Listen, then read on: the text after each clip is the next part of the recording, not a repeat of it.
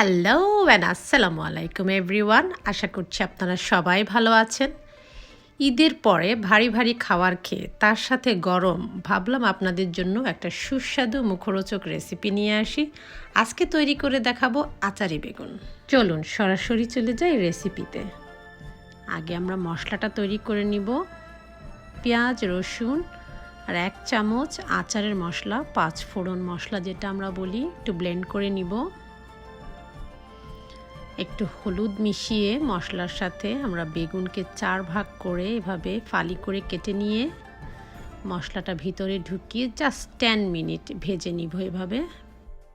তারপর বাকি মশলাটুকুন দিয়ে 3টা কাঁচামরিচ দিয়ে দিলাম। আপনারা চাইলে পরিমাণ মতো ঝাল দিতে পারেন আপনাদের স্বাদ অনুযায়ী। দিয়ে দিয়েছি লবণ। এখন দিয়ে দিব পরিমাণ মতো হলুদের গুঁড়া, 1 চামচ 5 ফোড়ন মশলা। আর আজকের আচারি বেগুনে আমি আচার হিসেবে ব্যবহার করছি তেঁতুল গোলা। আপনারা চাইলে জলপাইয়ের আচার অথবা আমের আচার, টক যে কোনো টক জাতীয় আচার ব্যবহার করতে পারেন। ঠিক এইভাবে আমি 10 থেকে 15 মিনিট রান্না করে নিব।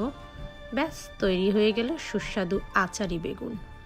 পোলাও, সাদা ভাত, পরোটার সাথে আপনারাও ট্রাই করতে পারেন। আশা করি নিরাশ হবেন না। সবাই ভালো থাকবেন। দেখা হবে নেক্সট ভিডিওতে। আল্লাহ হাফেজ।